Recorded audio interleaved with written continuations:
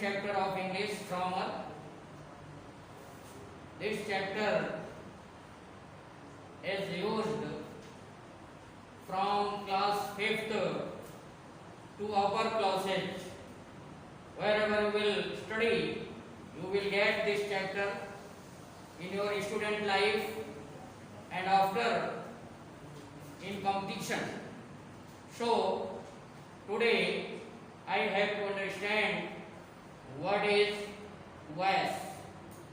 Voice, we use active voice and passive voice. In English literature, there are 12 tenses, and in them, these 4 tenses, future continuous, present perfect continuous, past perfect continuous, and future perfect continuous. These sentences are not changed into passive voice, but in rare cases, बहुत कम स्थानों पर जब आप उनकी कक्षाओं में जाएंगे तो आप देखेंगे कि वहां इनकी भी पैसिव वॉइस बहुत कम रेयर आपको मिलेगी, लेकिन इंटरमीडिएट तक आपको संभवतः नहीं मिलेगी। तो 12 में से ये 4 टेंस हैं जिनकी हम पैसिव वॉइस नहीं बनाते हैं। तो remaining 8 tenses present indefinite, present continuous, present perfect, past indefinite, past continuous, past perfect, future indefinite and future perfect. These 8 tenses are used in passive voice.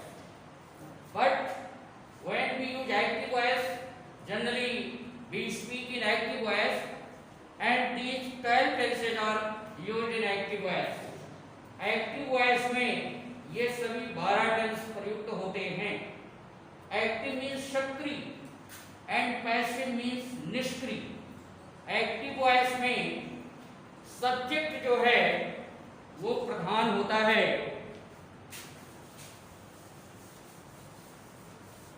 और पैसिव वॉइस में object प्रधान होता है. ये this is the major difference between active voice and passive voice. Just as I read a book, here this is S V O.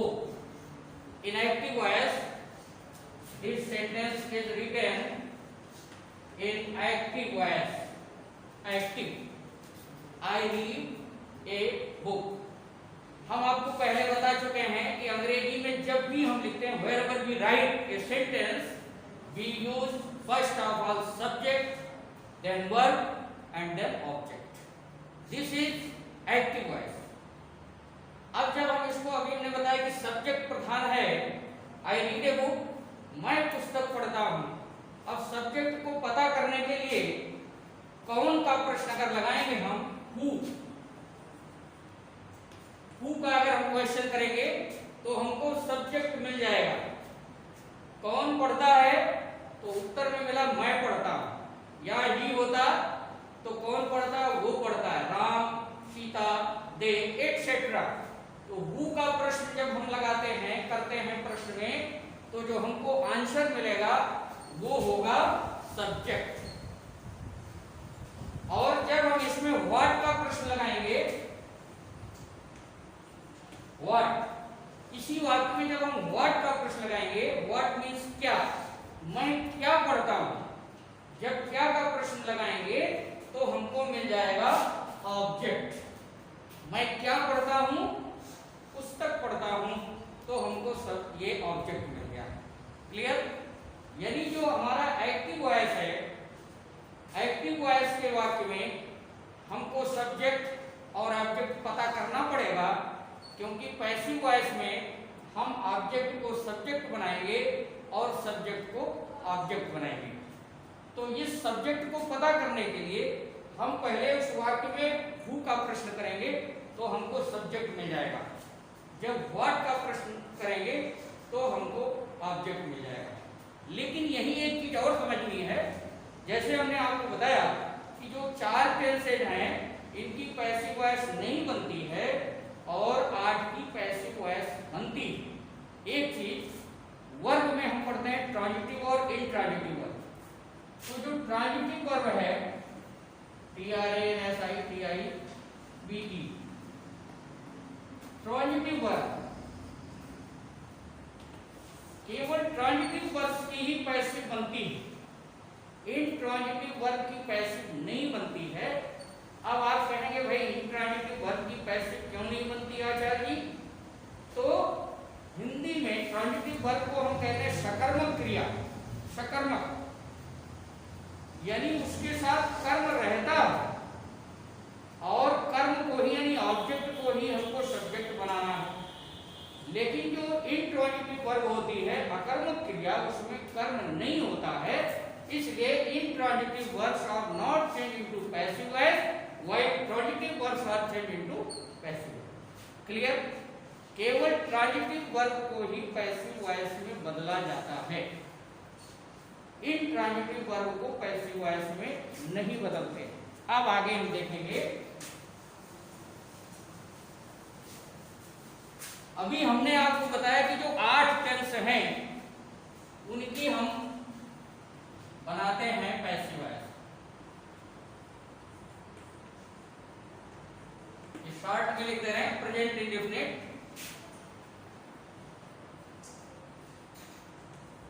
Present continuous, present perfect, past indefinite, past continuous, past perfect, future,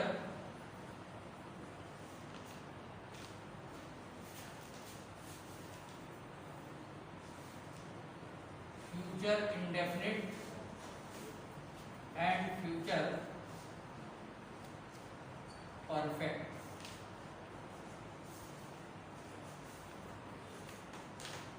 ये 8 tense हैं, tenses, इनकी passive voice बनती। अब ऐसे हम एक table बना लेंगे और यहां लिखेंगे एक्टिव। जब हम एक्टिव वॉइस में प्रयोग करते हैं तो होता क्या है, जो वर्ब है, वर्ब उसमें हम एस या ES जोड़ते हैं और वर्ब का जो फॉर्म होता है वो फर्स्ट होता है। क्लियर हो गया? प्रेजेंट इंडेफिनिट का जो टेंस होता है, जैसे अभी हमने लिखा था आई रीड ए बुक, तो रीड जो है वो मेन वर्ब थी और उसका फॉर्म था फर्स्ट, उसमें S या ES नहीं लगा था। अगर हम वही आई की जगह ही लिख देते तो हो जाता ही रीड्स ए बुक, तो रीड में ES लग जाता। तो इस प्रकार से ये हो गया एक्टिव वॉइस। जैसे ही गोज, ही लिखा और गो में ये जुड़ गया, यू लिखोगे तो यू गो हो जाएगा, यानी वर्ब का फर्स्ट फॉर्म। प्रेजेंट इंडेफिनिट में वर्ब के फर्स्ट फॉर्म में या तो S या ES लगेगा अथवा वर्ब का फर्स्ट फॉर्म ही लगेगा। लेकिन पैसिव वॉइस में ये S या ES हट जाएगा और यहां हम लिखेंगे पैसिव। पैसिव में इज, एम, आर, और जो वर्ब है उसका थर्ड फॉर्म लगेगा।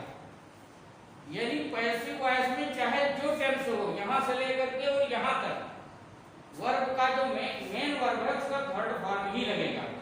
अब जैसे हमने लिखा था आई रीड ए बुक, तो हो जाएगा ए बुक, क्योंकि सिंगुलर नंबर है और सिंगुलर नंबर की वर्ब इज है तो इज लग जाएगा, a book is read by me. Clear? अब हम आएंगे प्रेजेंट कंटीन्यूअस पर। अब प्रेजेंट कंटीन्यूअस में जब हम एक्टिव वॉइस में लिखते हैं तो वहां प्रयोग होता है इज, एम, आर, और जो हमारी वर्ब है उसमें आई एन जी लगा रहता है। जैसे I am reading, he is playing, they are jumping, तो इज एम आर लगा रहेगा, इसमें से सब्जेक्ट के अनुसार जो भी होगा। अब जब पैसिव वॉइस में जाएंगे तो यही इज, एम, आर, और एक नया शब्द इसमें जुड़ जाता है, वो है बीइंग, और जो मेन वर्ब है उसकी थर्ड फॉर्म लगेगी। अब हम आते हैं प्रेजेंट परफेक्ट पर।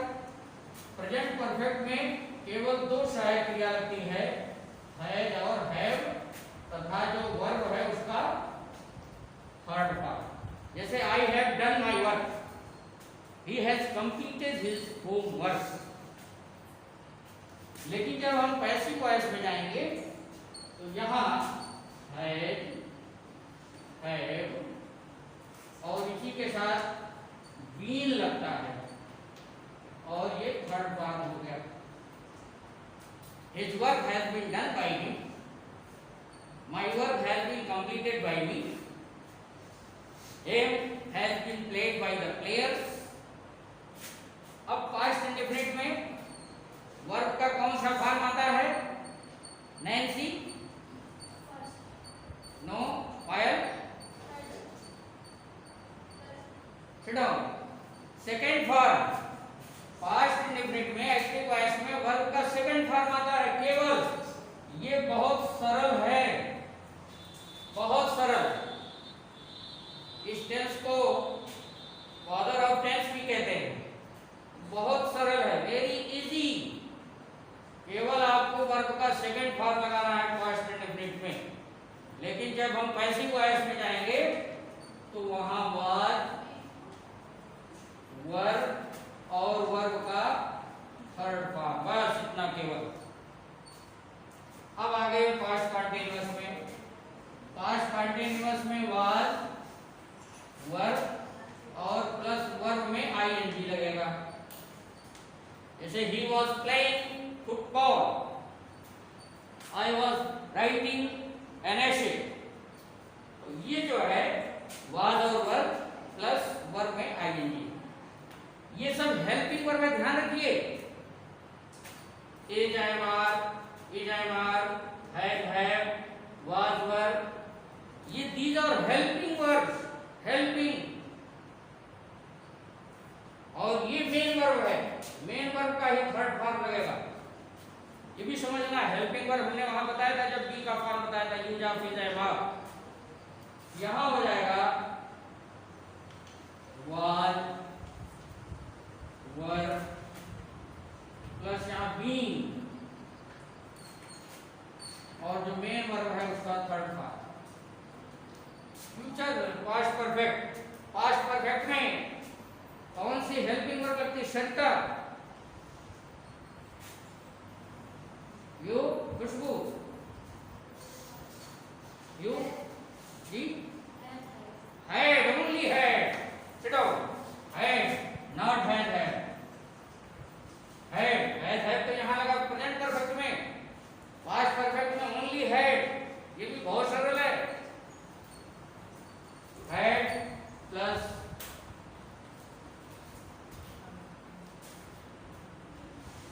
he had played football, he had done his work, he had beaten him।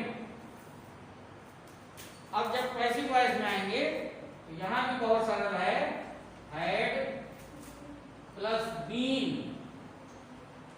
और जो मेन वर्ब है उसका थर्ड फॉर्म। देख रहे हैं सब थर्ड फॉर्म लग रहा है। और अब आ गया फ्यूचर इंडेफिनिट। फ्यूचर इंडेफिनिट में एक्टिव वॉइस में कौन सी वर्ब प्रयोग करते हैं? Helping verb. You, very good, sit down, will shall, will, shall, और जो वर्ब है उसका first form. I shall read, you will play, they will jump, right. ये फ्यूचर इंडेफिनिट हुआ, शैल, विल और विल वर्ब का फर्स्ट फॉर्म। यहां जब आएंगे तो हमारे में जुड़ जाएगा will be, shall B plus verb का थर्ड फॉर्म। लास्ट पर हम पहुंच गए फ्यूचर परफेक्ट। फ्यूचर परफेक्ट को एक्टिव वॉइस में क्या लिखेंगे? प्रीति, ये यस, यो, रागिनी। फ्यूचर परफेक्ट को एक्टिव वॉइस में कौन सी हेल्पिंग वर्ब लगाएंगे?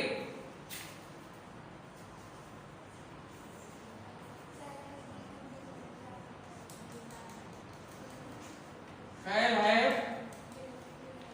विल है और मेन वर्ब का थर्ड फॉर्म छटाओ। अब जब पैसिव वॉइस में जाएंगे तो वहां बीन जुड़ जाएगा केवल। शैल,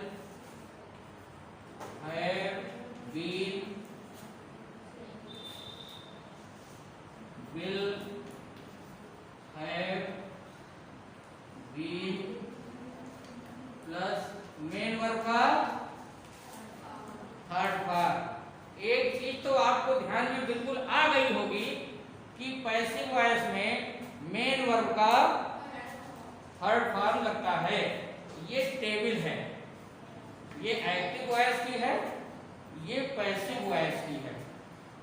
ये अब आगे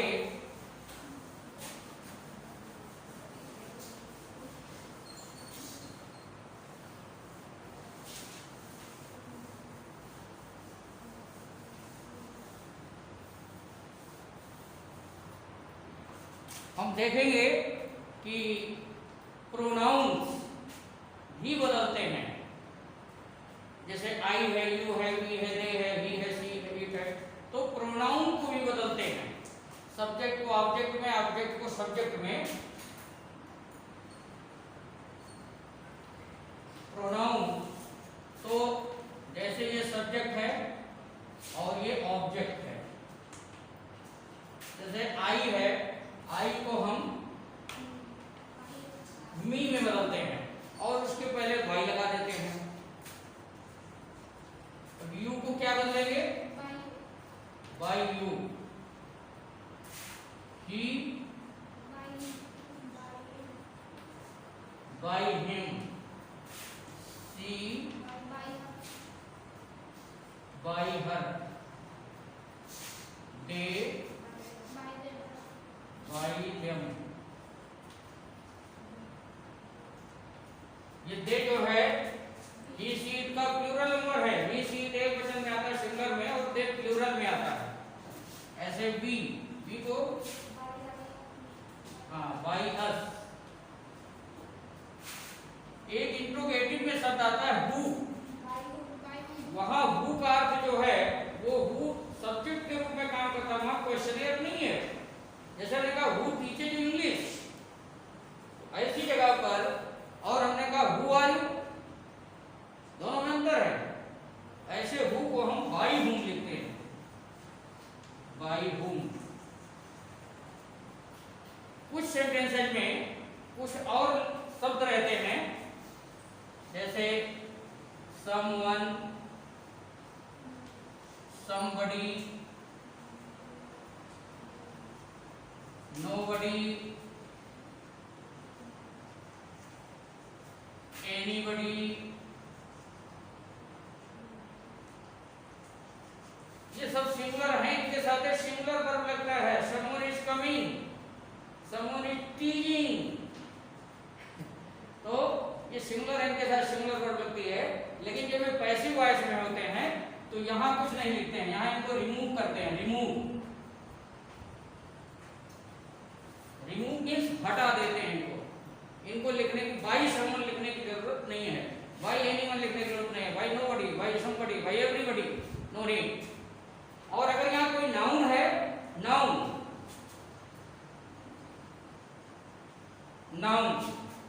राम, श्याम, सीता, गीता, मोहन एक्सेट्रा, तो यहाँ by Ram, by Sita, by Geeta ऐसा लिख देते हैं, बाई लगा करके वही लिख देते हैं। ये था प्रोनाउन जब हम चेंज करते हैं।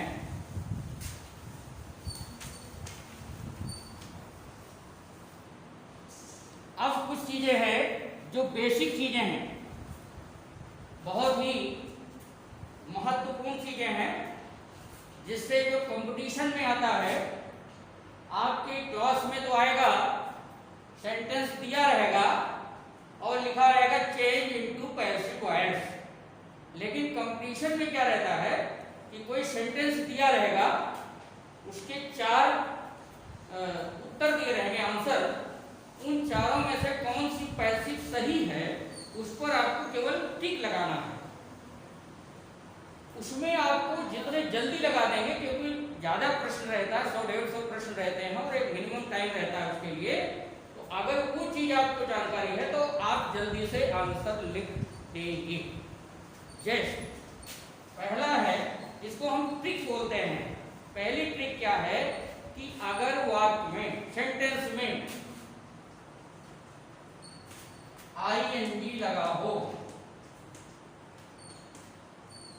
आईएनजी लगा हो, वो प्रेजेंट कंटीन्यूअस हो सकता है और पास्ट कंटीन्यूअस हो सकता है, केवल 2 ही में होगा ना। तो अगर आईएनजी लगा है, जैसे हमने कहा आई am reading book, he is writing an essay, he was writing an essay, they were playing football, ING लगा ना। तो ऐसे आईएनजी की पैसिव, जैसे अभी मान लो हमको टेंस नहीं आता है, तो पैसिव वॉइस जानने के लिए टेंस तो जरूरी है, लेकिन मान लो हमें टेंस नहीं आता है और फिर भी मेरी पैसिव सही हो जाए, है ना, तो हमको टेंस नहीं आता लेकिन इतना तो आता है ना, इतना हम जान लेंगे कि उस सेंटेंस में आईएनजी लगा हुआ है ना, तो इसकी पैसिव में क्या लगा होगा, क्या लगा होगा, बीइंग लगा होगा ना। मान लो 4 उदाहरण दिया हुआ है,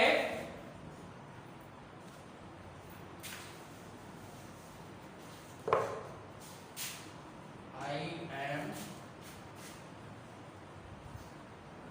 राइटिंग ए बुक, यहां देख रहे हैं आईएनजी लगा हुआ है। अब इसके 4 आंसर दिए गए हैं।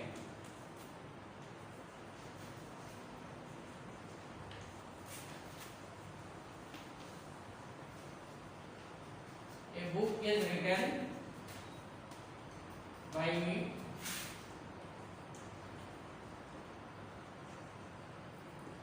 a book has been written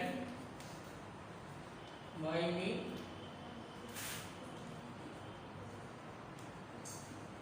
a book has been written by me। मैंने 3 ही आंसर लिखा। अब आपको कुछ नहीं आता है, देखिए ये कक्षा 6 में है, 7 में इन्होंने भी हाथ खड़ा कर दिया। बताइए कौन सा सही है भाई? पहला सही है इनका। आप बताइए। दूसरा सही है। और हाँ आप बताइए। तीसरा सही। 3 लोग खड़े हुए, एक ने पहला बताया, दूसरे ने दूसरा, तीसरे ने तीसरा। बैठिए, किसका सही है? तुम खड़े हो। हाँ तीसरा सही है। तीसरा क्यों सही है? क्यों सही है? बीइंग लगा है। अभी हमने बताया कि जिसमें आईएनजी लगा होगा उसमें पैसिव में क्या होगा? बीइंग लगा रहेगा। अब आपको कुछ सोचना विचारना नहीं है, आ गया ना? क्लियर? तो एक नियम तो ये है, एक ट्रिक है। क्या है ये ट्रिक? कौन सी ट्रिक है कि अगर वाक्य में आईएनजी लगा हो, और आईएनजी लगा होगा तो कौन सा टेंस होगा पायल? कंटीन्यूअस। अगर आईएनजी लगा होगा तो कंटीन्यूअस होगा। बैठिए। और कंटीन्यूअस होगा तो उसमें पैसिव में क्या लगा होगा? क्या लगा होगा? बीइंग लगा होगा। बस बीइंग देख के सही कर देंगे, नंबर मिल जाएगा। Sit down. दूसरी ट्रिक है कि कंटीन्यूअस में ये नियम नहीं लागू होगा, लेकिन परफेक्ट टेंस और फ्यूचर टेंस में। अभी देखिए, अगर किसी वाक्य में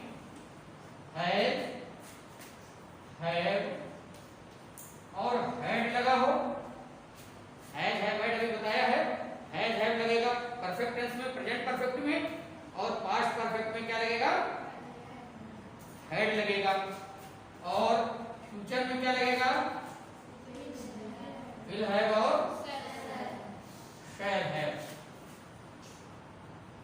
और फ्यूचर इंडेफिनिट में लगेगा विल और शैल। यहां समझने की कोशिश करिए, हैज हैव हैड लगा है तो परफेक्ट टेंस होगा। क्या होगा? Perfect tense. अगर हैज हैव हैड है तो आगे वाला टेंस प्रयोग कर दीजिए पैसिव बनाते समय। परफेक्ट के बाद कौन सा टेंस होता है? Perfect continuous. परफेक्ट कंटीन्यूअस में इन सब के साथ क्या लग जाता है? क्या लग जाता है? Being. Clear?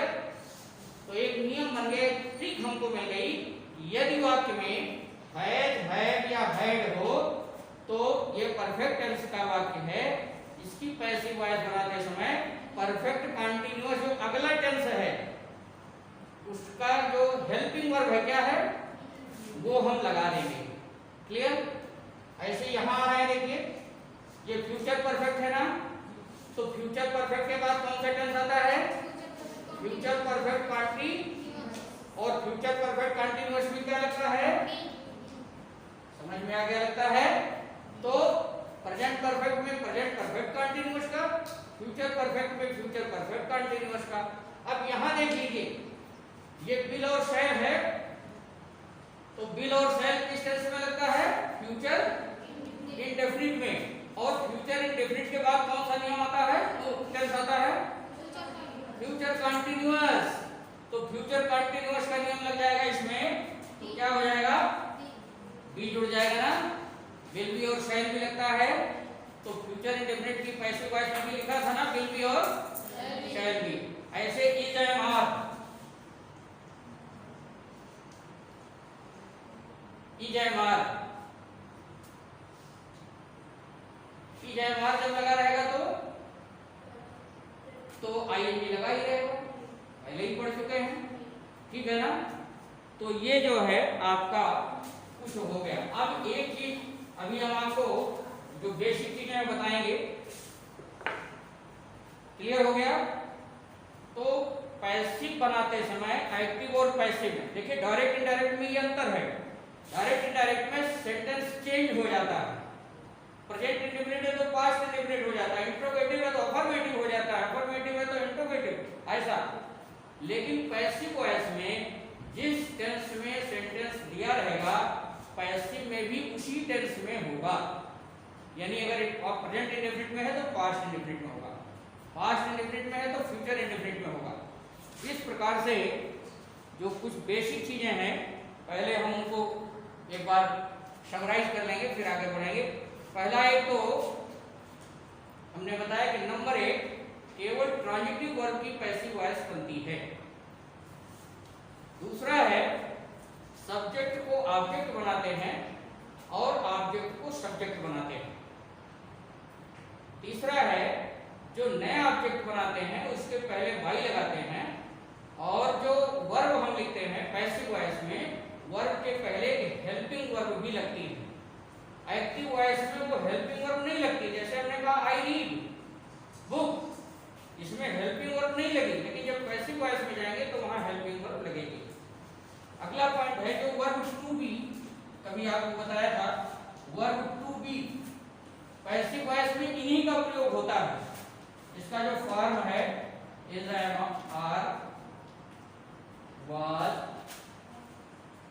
Were be been और बीन, आपने देखा इन्हीं का प्रयोग पैसिव वॉइस में हो रहा है।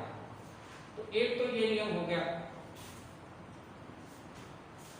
दूसरा जब हम इंट्रोगेटिव बनाएंगे या नेगेटिव बनाएंगे, नेगेटिव ये अफर्मेटिव में सारे नियम हैं। इंडेफिनिट में डू नॉट और डज नॉट लगता है, प्रेजेंट इंडेफिनिट में डू नॉट डज नॉट, ऐसे पास्ट इंडेफिनिट में डिड नॉट लगता है।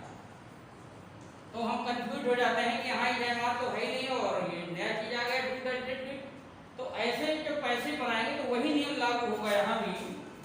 यहाँ इज एम आर के बाद नॉट लगा देंगे, केवल नॉट, और यहाँ जो है वाज और वर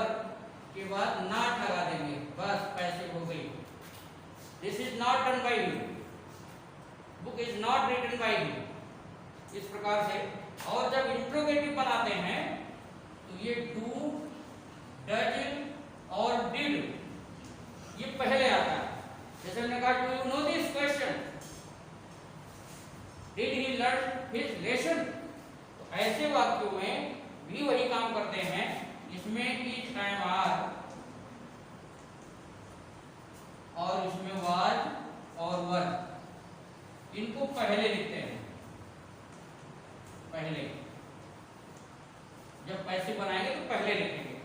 ऐसे ही जो WH से शुरू होते हैं, कुछ वर्ड क्वेश्चन वर्ड है जो WH से शुरू होते हैं, what is your name, what is you playing, where are you going, ऐसे जो शब्द होते हैं WH से शुरू होते हैं, इनकी जब पैसिव बनाते हैं तो इनको भी सबसे पहले लिखते हैं, सबसे पहले WH को भी सबसे पहले लिखते हैं।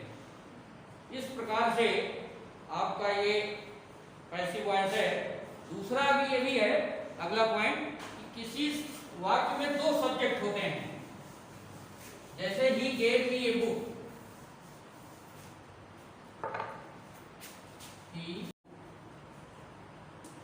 यहां देखिए दो ऑब्जेक्ट हैं। ऐसे ये हाई स्कूल में इस तरह के आते हैं एग्जाम में, दो ऑब्जेक्ट हैं तो किसी एक ऑब्जेक्ट को लेकर के हम पैसिव बना लेते हैं। अगर हम मी को ऑब्जेक्ट बनाएंगे तो मी को लेकर के, तो अभी हमने बताया कि आई का ऑब्जेक्ट मी होता है, तो मी का सब्जेक्ट क्या होगा, आई होगा, और ये पास्ट टेंस में है तो इसलिए आई वाज, और गेव का given third form, I was given a book by him. तो किसी एक को लेके बना सकते हैं। अगर हम ए बुक को लेंगे तो भी वही बात हो जाएगी, ए बुक वाज गिवन, लेकिन यहाँ अंतर क्या होगा, ऑब्जेक्ट भी दो प्रकार का होता है, एक डायरेक्ट ऑब्जेक्ट, एक इनडायरेक्ट ऑब्जेक्ट। ये इनडायरेक्ट ऑब्जेक्ट है और ये डायरेक्ट ऑब्जेक्ट, यानी निर्जीव को हम कहते हैं डायरेक्ट ऑब्जेक्ट और सजीव को कहते हैं इनडायरेक्ट ऑब्जेक्ट। ये भी क्योंकि मेरे से संबंधित है यानी सजीव है, इसलिए जब ये अंत में जाएगा तो इसके पहले प्रीपोजिशन टू लगेगी। देखेंगे, a book was given to me by him। यहां देख रहे हैं, ये क्योंकि ये ऑब्जेक्ट पहले आ गया डायरेक्ट ऑब्जेक्ट, और ये ऑब्जेक्ट बाद में जो इनडायरेक्ट है सजीव, तो इनडायरेक्ट ऑब्जेक्ट अगर बाद में जाता है तो उसके पहले प्रीपोजिशन टू या फॉर लगाते हैं। केवल दो प्रीपोजिशन लगती है, टू या फॉर, इसके अलावा और कोई नहीं लगेगी।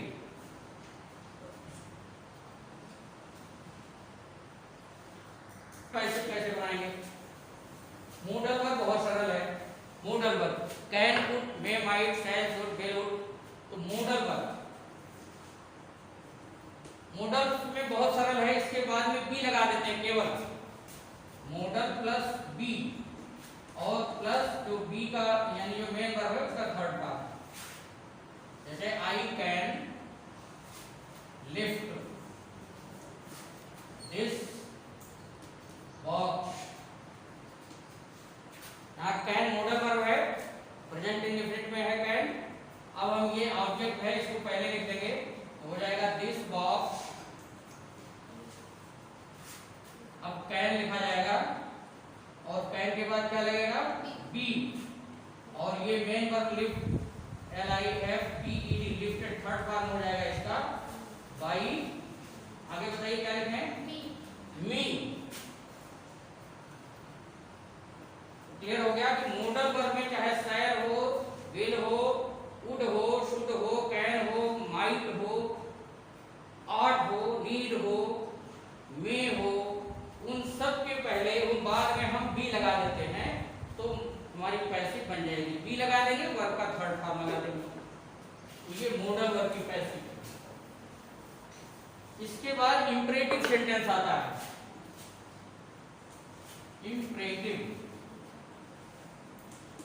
इंपरेटिव सेंटेंस 5 प्रकार के सेंटेंस होते हैं, शुरू में बताया गया है, उसमें एक इंपरेटिव भी है।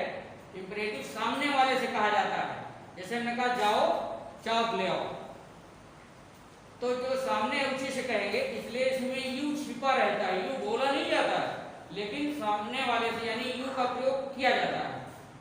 यू से जो उस कमरे में है, जो हमको नहीं दिखाई पड़ रहा, हम उसको आदेश नहीं देंगे ना, जो सामने है उसी को, तो इसलिए इसमें सब्जेक्ट यू छिपा रहता है, केवल वर्ब से प्रारंभ होता है, तो उसे हम इंपरेटिव सेंटेंस कहते हैं, जिसमें आदेश दिया जाए, प्रार्थना की जाए, निवेदन किया जाए, इच्छा व्यक्त की जाए, तो they are called imperative sentences. अब इनकी कैसे बनाते हैं, तो इसका एक स्ट्रक्चर है। एक लेट, ये भी वर्ब है, लेट माने देना, ये भी वर्ब है, तो लेट प्लस ऑब्जेक्ट, बी और जो वर्ब है उसका थर्ड पार्ट। ये जैसे हमने कहा open the window, open the window, ये हो गया। अब हमको लेट से शुरू करना है। लेट हमने लिख दिया और ऑब्जेक्ट है विंडो, विंडो आ गया। लेट द विंडो, अब क्या लगा दें, बी। अब वर्ब ओपन है, ओपन का थर्ड फॉर्म लगा देंगे ओपन।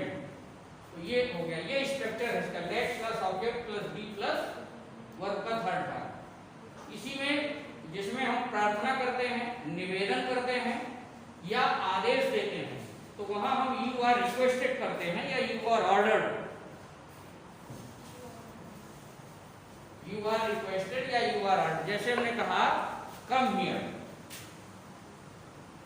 अब कम हियर की पैसिव आई है तो आप चकरा जाएंगे अगर ये नहीं जानते हैं। कम हियर माने यहाँ आइए, यहाँ आओ नहीं बोला जाता है, हिंदी में आदर सूचक बोला जाता है। तो कम हियर का मतलब यहाँ आइए। तो जब हम इसकी पैसिव बनाएंगे तो हो जाएगा यू आर रिक्वेस्टेड, और ये टू लगा देते हैं तो इंफिनिटिव बन जाता है, you are requested to come here, ये पैसिव बन गया। टू लगा दिया और यू आर रिक्वेस्टेड। जैसे मैंने कहा अब प्लीज भी लग सकता है, प्लीज, जहां प्लीज लगा हो वहां तो रिक्वेस्टेड अपने आप ही आप जान जाएंगे, लेकिन यहाँ प्लीज नहीं लगा है, यहाँ प्लीज अंडरस्टूड है, ठीक है ना। जैसे हमने कहा प्लीज सिट डाउन, अगर इस तरह से कहा तो you are requested to sit down. और कहा स्टैंड अप, तो स्टैंड अप के लिए रिक्वेस्ट नहीं करेंगे ना, तो you are ordered to stand up, go there, you are ordered to go there. आदेश के लिए क्या लगेगा, यू आर ऑर्डर्ड, क्या लगेगा, यू आर ऑर्डर्ड, ऑर्डर्ड। और टू, इसको इंफिनिटिव कहते हैं, टू गो देयर। यानी वर्ब के पहले जब टू लगा देंगे तो वो इंफिनिटिव बन जाएगा और वर्ब फर्स्ट फॉर्म में रहेगी। जैसे कहीं लिखा है केम और उसके पहले हमने टू लगा दिया तो ये गलत हो गया। जैसे टू लगा तैसे क्या हो जाएगा बताइए, जैसे टू लगा तैसे क्या हो जाएगा, गलत नहीं हो जाएगा, कम हो जाएगा, ठीक है। जैसे टू लगा तैसे फर्स्ट फॉर्म हो जाएगा, क्या हो जाएगा बोलो, फर्स्ट फॉर्म हो जाएगा, यही इंफिनिटिव है।